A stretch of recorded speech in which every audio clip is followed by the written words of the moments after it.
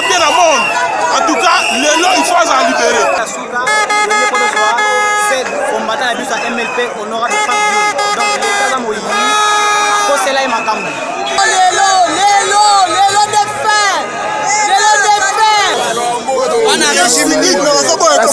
Ça passe. Il fait que les gens ça n'a pas de sens.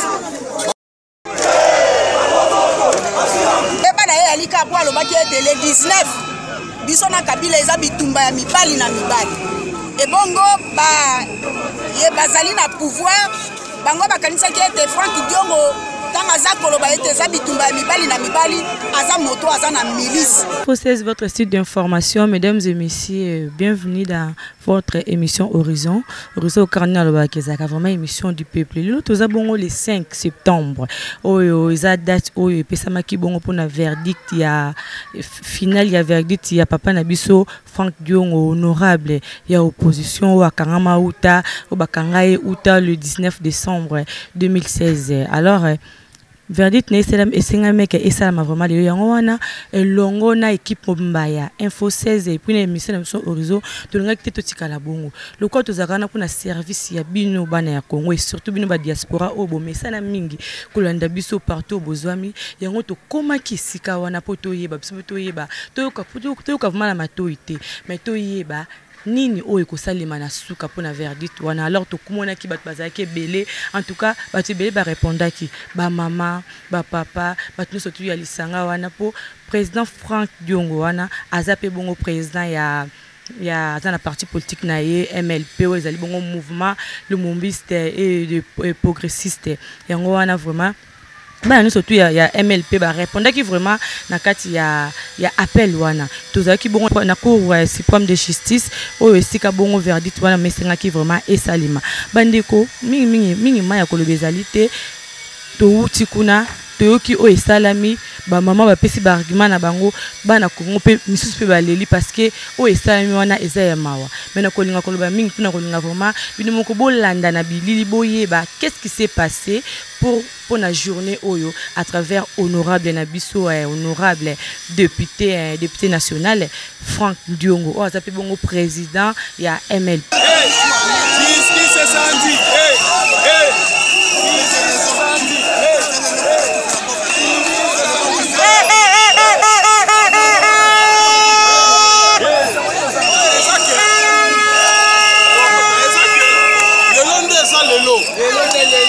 Parce que pourquoi? Parce que alors qui trop pour la Franck Diongo, le lot te compare que ça innocent et que aille de l'autre côté et que le lot faut pas quitter hier. Il y a un moment dit le lot génération Franck Diongo hier et le but que est mon bimisane mon contrat que ndako. Ce qui après événement automonique justice et sali au pour ça la défense de la limité. Bino molobani bino batoko. En tout cas, dans le but que le bateau ce qui vraiment justice en moka oyo. Et là ça la justice à Kitoko, le lot Franck Diongo a libéré. Alors ça justice à Bingi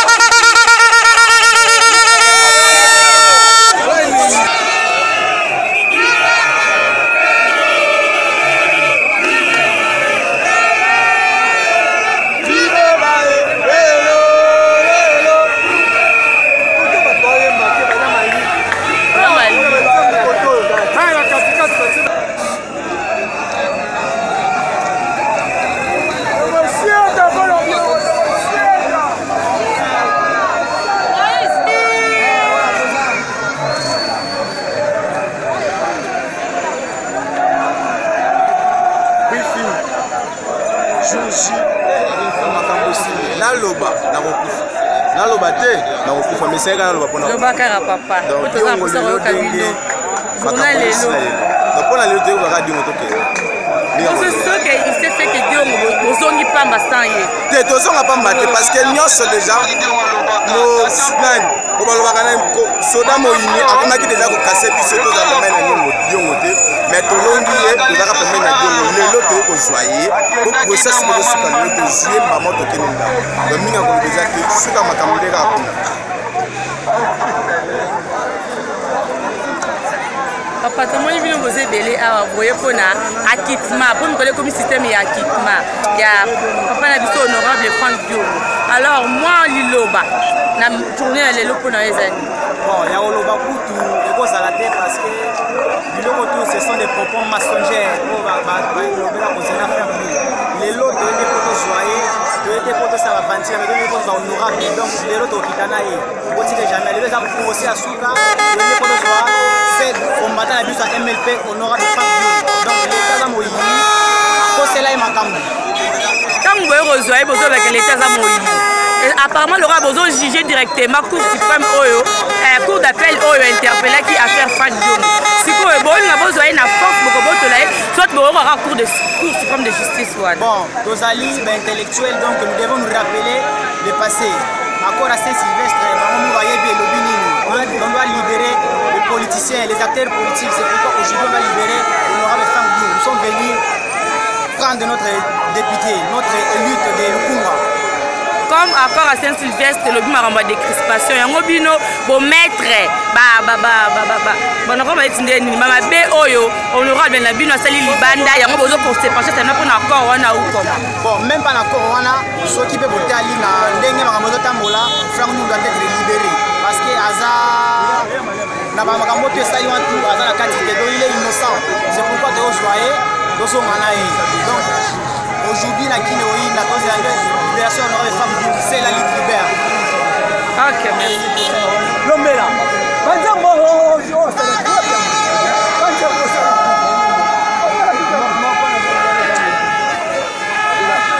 Olingi libération lelo défunt si défunt lelo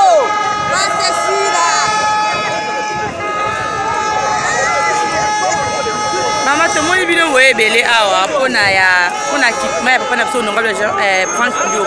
poko oyebisa biso vraiment posala bino eza nini mpona présence na bino awa posala biso yali lelo tozonga na papa na ndako lelo tozonga na ye kaka na mabe asalaki bokozwa ye mbala moko mabe nini yasali yasala eloko te ya protégaki babalukeli ye makambo asala eloko te na force ou bien kaka na ndenge ya logique bazala baelema valable to oyo okanga ye azala détenu non elema valable eza te lelo balibere bien lelo biso na papa na biso ver tina ndako na makolo lelo olingi lobi te lelo kaka aza innocent ayebi eloko te moto ya bato ntange kongo elali kongo eloba te moto alobela biso aza te moto alobela soko aye yango na lelo ifo abima merci ozala besoin na ye lelo totielelo papa na biso lelo akotikala te akoanzambeleke liboso na bango nyonso babimisi etokende na ndako nolali basi eleki kotambo ekoma tokomokita esi eleki tolembi lelo toyi tokende na ye longo nzambe akitela aza molongi tata bongaka na bana na ye puta posa olobeli akomaya kolobela biso toza na posaolobela biso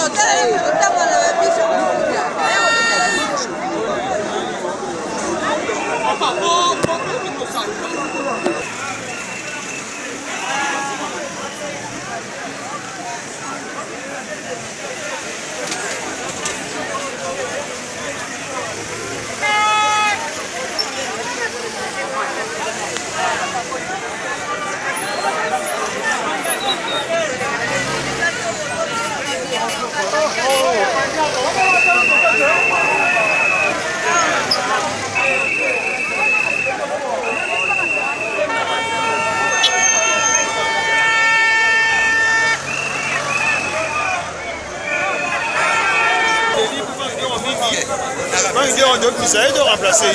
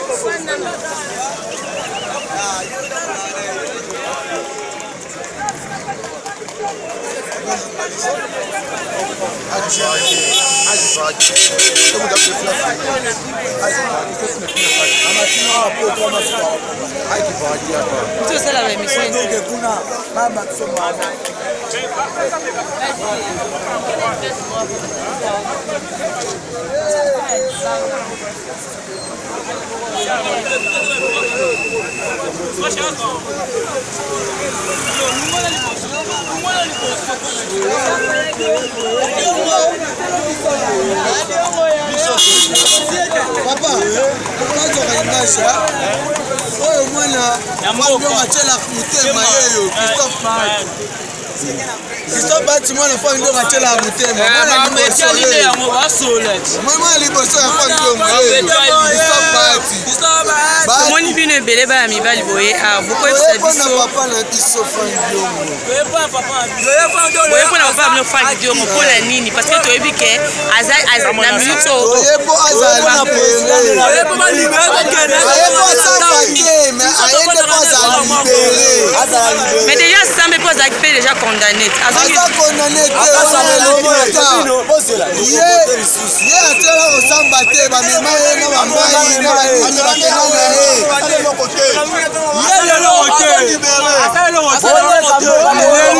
tomoni bino boyebele alelo soki arrivé ke bozongi sans l'honorable Franck Diongo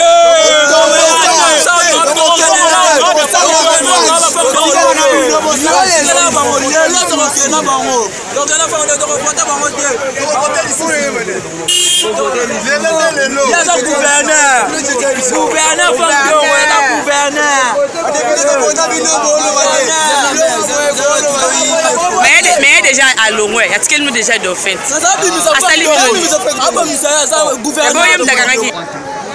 yango tozali kosenga peuple nyonso bazala deja na esengo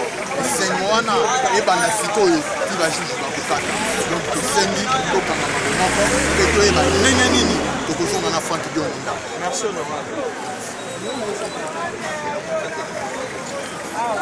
Maman, bonjour. Beaucoup de bino a ebele boye pona ya procès ya honorable Franck Diongo. Beaucoup que ça biso ba impression na bino eza nini pona nini ya lelo. Ya liboso ngai mama Poutou Joséphine nazali moko ya candidate ya circonscription ya Funa. Soki tolie na etuluku ya bato awa po tozosenga liberté ya président na biso Franck Diongo oyo abundaki mpe azobunda tokobunda ndenge tolobi olobi okokufa olobi te okokufa loba mpo bato babika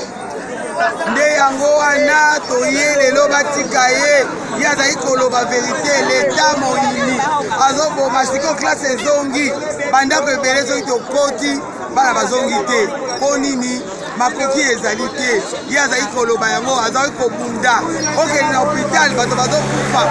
tatime eza malamu te ozoyoka yango wana tozolela mboka oyo ekota changement toza na afrique toza na bozwi makambo nyonso baza koloba ke biso na Congo wolo palata nyonso eza ya biso kasi na kovanda na esengo tozosepela te tozolia mbuma ya mboka oyo te yango toyei kobunda président na biso Franck Diongo azala libéré liberté eleki nyonso tobunda tolonga mboka oyo mais nazomona bino bozoinsiste kaka bima apparemment loka bobosani motif oyo bakangelaka ye tokobosana te toyebi bakangeli ye na motifi nini songolo pakala me biso ezala motifi oyo bango balobi me ekati makambo toye kosukisa epa bazuzi bango nde bakata balongisa ye bapesa liberté po te biso tozwa oyo ezali ya liberté tobunda po te changement ekota na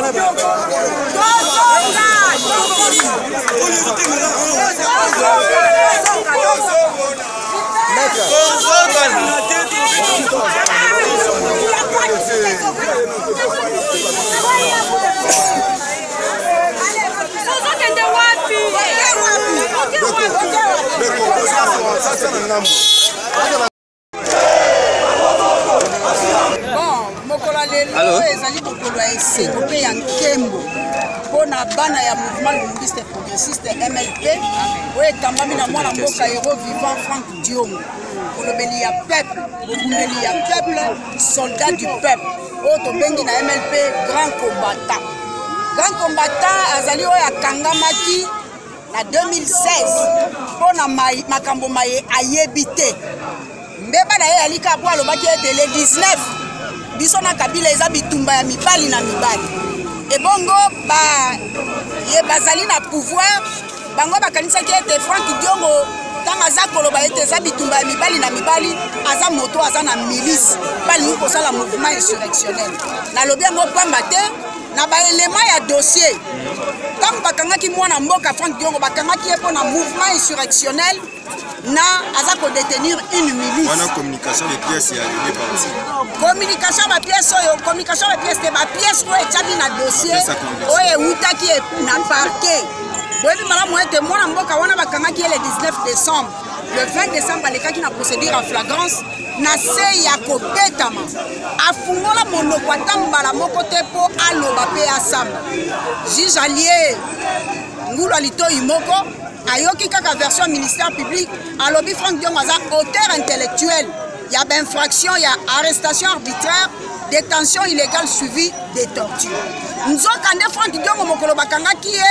akangamaka ye moko te azalaka bongo na 15 militants oyo biso tobengi bacombattant bavaya combattant ya MLP oyo basalaki mpe boloko na makama kasi na ba 15 wana bakangaki bango mpona coups et blessures volontaires simple na enlèvement yango na MLP tozotuna eske oyo na oyo ekokani ya liboso bato nyonso bazalaka nini yo oza avocat oyo expliqué bato n'est-ce pas que na temps ya flagrance procédure ezalaka accéléré epo bino boakisaka kaka ntango basalaki bongo yango moni ekendaka mbangu te mais ndeko ntango ozokende na procédure ya flagrance foza na belema soki oza na belema te okondane mutu na procédure ya flagrance c'est bien bon mais il faut oyeba ke mutu nyonso to aza na droit na procès moko équitable et que tribunal to cour il faut ezala impartial ministère public aza parti au procès ba 3 gardes républicaines baza ba parti au procès Franck Diongo aza parti au procès alors tango yoyoki kaka litoyi ya ministère public na ba parti victime po ba garde républicaine olobi mwana mboka Franck Diongo na condamné ye lokola auteur intellectuel oyebi auteur intellectuel elobi na muto azwaki boule ya routine bouliste moto azwi boula lobi bokende okanga bagarde républicaine boya na bango bobeta mais sikoyo soki azwaki boula apesaki mitindo bato baexékitaki banani toluka bato baexékitaki tindo baza te bongo bato baexékite baza te infraction eza infraction ntango bato batie yango na misala élément matériel baauteur matériel baza te sikoyo Frank Diongo bakokanga ye lokola auteur intellectuel kino lelo ndenge nini yango tolobi ona oyo ekokani te o otika nde mwana mboka kenda ya osalela pepe na ye audience awa baboyi bato bakota audience ezali déclaré public qu'est-ce qui fait que baboya média baboya bamilitant mais esengeli boyeba ete toza na Congo oyo constitution elobi ke ba audience ya ba tribunaux ezali public donc accès ezali libre na mutu nyonso to alingi kokota mais pona nini lelo batu baya po ba assister na audience ya mwana mboka Frank Diongo baza koboya tosengi na bango pe tozo continuer koloba ete audience eza public ba étudiant ba professeur bana mboka o balingi ba sosola procédure ya révision ezalaka ndenge nini pamba te procès ya Simon Kimbangu autaki ko revisiter yango procès ya Onosumba basalaki yango bongo ya Frank Diongo ndeko boyi batu bakota ya Kimbangu batu bakota te ya Frank Diongo siko batu bakota te ko bino boyena batebele wana ezali persécution acharnement injustifié contre la personne de Frank Diongo mais biso tolobi celle la lutte kaka na etumba neto au cas où verdict est tombé positif on a dit qu'on postuler te qu'est-ce que vous en pensez papa tolobi processus électoral faut à l'inclusif Frank Diongo aza congolais azali mwana mboka esengeli akota na kati ya processus électoral pour Frank Diongo président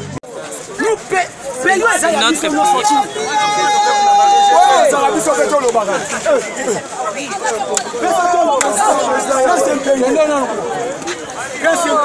loi est dit, mais la loi est dit.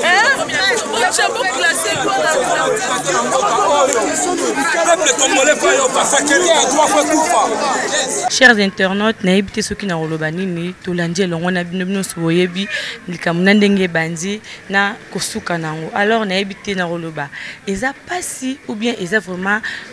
ndenge mibeko vraiment sengeli esalima na bandi bino moko bomoni makambo ndenge ndeki toza na démocratie leur peuple azolela peuple aleli parce que bomoni bino mona suka na bilili ba mama ba papa ba leli parce que bango décision o ba yaki nango vraiment pona na cour suprême de justice pona makambo ya procès wana ba yebeka ki ba kozonga na mundai mutu na bango ba kozonga na ndeko na bango mais comme na suka voir même ata mutongo ba yelaki ayete to monika directement ba juge babimi balobi ke o ba décision wana ezakara toujours maintenue. Alors qu'est-ce qu'on va faire? C'est la justice tozame vraiment na mingi ya biso ba pandisa auto baxate mais ezali kamukara ke ezali kambamboka ezali kambamboka. Alors ça sans plus tarder émission na biso vraiment comme na suka na ngaki mingi ngana lobate mais bilili nde loba parce que auto zaki nezaki ezamuro tokitaki nde sur le terrain tungaki to memela bino vraiment bomona bilili oyo na makambo nini o vraiment elekaki kuna yango na okiko sisi émission bonté ça tana pesa balandi nyo surtout bono stu balingaka émission oyo horizon balingaka site na biso information info 16 ba fan na biso nazanga zame ko pesa bango mbote na pesi bongo mbote na vie na ngamoko Claude Luki ba kweno en tout cas vie na ngai ba mbote belé siko zali l'homme de Switzerland en tout cas Marlène ya bosa na côté pour vraiment oza vraiment vie na ye mo na ba conseil. Merci beaucoup na bino no so bolanda kana pesi bino mbote na kozanto to ko pesa équipe munene oyo ba accompagner biso ko banane to kendaki kuna na cour pénale na DPT ko zonga lisusu en tout cas na pesi bino merci cameraman na ngai moko vraiment ya solo ya sire mikolo bazo benge bongo dauphin tala kaka imonda za dauphin Aaron bambote belé na pesi lisu mbote na chef na ngai ingénieur 16 en tout cas bambote belé merci beaucoup pour la confiance en tout cas ba diaspora mbote na bino bana Congo pe to zana bino na kati ya mbote na bino leo ngana osenga kaka unison to lingana kaka to tenir kaka bon parce que le peuple comme ka ne bani konsusu balobara parti politique mususu le peuple est vainquant donc to kolonga kaka attends un jour. Merci beaucoup en tout cas à la prochaine.